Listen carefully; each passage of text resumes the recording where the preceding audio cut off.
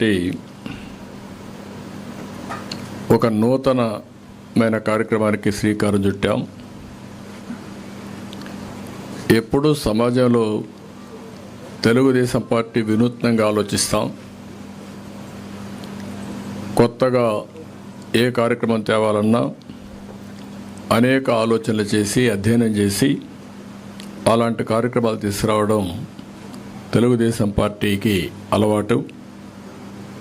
అదే సమయంలో సమాజంలో అందరి భవిష్యత్తు దృష్టిలో పెట్టుకొని ఏం చేస్తే వాళ్ళకు ఉజ్వల భవిష్యత్తు ఉంటుందో అవన్నీ ఆలోచించి అనేక కొత్త పథకాలు, ఇంకొక పక్కన అనేక కార్యక్రమాలు, సంస్కరణలు తీసుకొచ్చిన పార్టీ తెలుగుదేశం పార్టీ.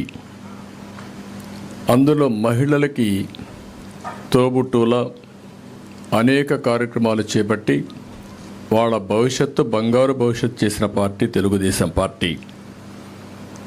ఈరోజు రాష్ట్రంలో ఉండే ప్రతి ఒక్కరు గుర్తుపెట్టుకోవాల్సింది 40 సంవత్సరాల కంటే ముందు ఎన్టీ రామారావు గారు మహిళలకు ఆస్తిలో సమాన హక్కు తేవాలని ఒక వినూత్నమైన ఆలోచనకు శ్రీకారం చుట్టారు.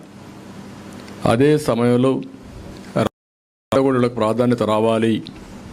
ఈరోజు రాజకీయాలన్నీ మగవాళ్ళకే, రాజకీయాల్లో ఒక మగవాళ్ళకే ప్రాధాన్యత ఉంది, ఇది కరెక్ట్ కాదు.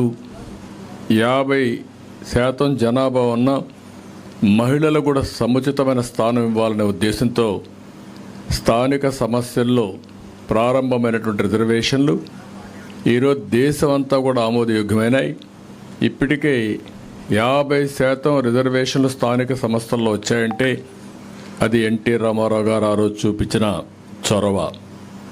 అదే సమయంలో ఇప్పటికి మీరు చూస్తే దగ్గర 22 కొత్త పథకాలు తీసుకొచ్చాం. ఒకప్పుడు మీరు చూస్తే ఎడ్యుకేషన్కే ప్రాధాన్యత లేని పరిస్థితి నుంచి ప్రతి 1 కిలోమీటర్కి ఎలిమెంటరీ స్కూల్, 3 కిలోమీటర్లకు అప్పర్ ప్రైమరీ స్కూల్, 5 కిలోమీటర్ల హై స్కూల్, మండలానికి ఒక జూనియర్ కాలేజ్, రెవెన్యూ డివిజన్కి ఒక ఇంజనీరింగ్ కాలేజ్, ఒక జిల్లాకు ఒక మెడికల్ కాలేజ్ సమైక్య ఆంధ్రప్రదేశ్లో పెట్టిన పార్టీ తెలుగుదేశం పార్టీ. అంతటితో ఆగలేదు. ఉద్యోగాల్లో, కాలేజ్ సీట్లలో రిజర్వేషన్లు తీసుకొచ్చాం.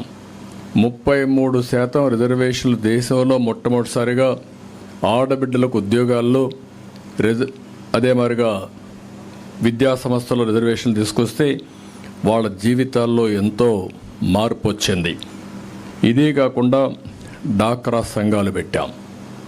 డాక్రా సంఘాలు పెట్టి చదువుకోని మహిళల్ని ఎక్కడికక్కడ చైతన్యం తీసుకొచ్చి నాయకత్వ లక్షణాలు పెంచి పొదుపు ఉద్యమం చేసి రివాల్వింగ్ ఫండ్ ఇచ్చి వాళ్ళని ఒక శక్తివంతమైన ఆర్గనైజేషన్గా తయారు చేశాం. ఈరోజు మీరు చూసి దేశంలో ఎక్కడా లేవు. ఏ ఊరికి పోయినా ఏవైతే డాక్రా సంఘాలు ఉన్నాయో, సెల్ఫ్ హెల్ప్ గ్రూపులు ఉన్నాయో ఇవి ప్రపంచానికే ఆదర్శమైనాయి. భారతదేశం మొత్తం వీళ్ళు వెళ్ళి అక్కడుండే మహిళల్ని మోటివేట్ చేసే పరిస్థితికి వచ్చారు. ఇంట్లో ఏదైనా అవసరాలుంటే ఆర్థిక స్వావలంబనతో వాళ్ళ కుటుంబాన్ని ఆదుకునే పరిస్థితి తీసుకురావడం జరిగింది. ఈరోజు మళ్ళీ ఒక వినూత్నమైన కార్యక్రమం మహాశక్తికి శ్రీకారం చుట్టాం. ఎలక్షన్ మేనిఫెస్టోలో మహాశక్తిలో మీరు ఒకసారి చూస్తే మేము ఒక 5 కార్యక్రమాలు ముఖ్యంగా తీసుకురావడం జరిగింది. ఈ 5 కార్యక్రమాల్లో ఒకటి, అందరినీ చదివించే బాధ్యత మహిళలు తీసుకోవాల్సిన అవసరం ఉంది. అందుకనే ఈ కార్యక్రమంలో మనం చూస్తే ఏడాదికి 15,000 రూపాయలు చొప్పున ఎంతమంది పిల్లలుంటే అందరికీ వర్తింపజేసే విధంగా తల్లికి వందనం తీసుకొచ్చాం. ఇంత మునుపు ఆంక్షలు పెట్టారు.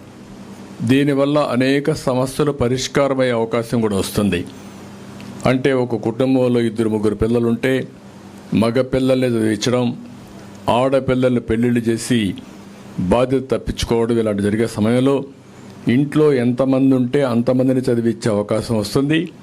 దీనివల్ల ఆడపిల్లలకు ఈ గౌరవం దక్కుతుంది, వెసులుబాటు వస్తుంది. అదే సమయంలో నేనే ఆ రోజు దీపం కార్యక్రమం తీసుకొచ్చాను. మా ఇంట్లో మా తల్లిని చూసేవాడిని. చిన్నప్పుడు చాలా కష్టపడేది. అలాంటి సమయంలో నేను ముఖ్యమంత్రిగా సమైక్య ఆంధ్రప్రదేశ్ ఉన్నప్పుడే ఇంటింటికి వంట గ్యాస్ ఇవ్వాలని ఉచితంగా గ్యాస్ సిలిండర్ని నేను ఆ రోజు శాంక్షన్ చేసి ఇంటింటికి ఇచ్చాను.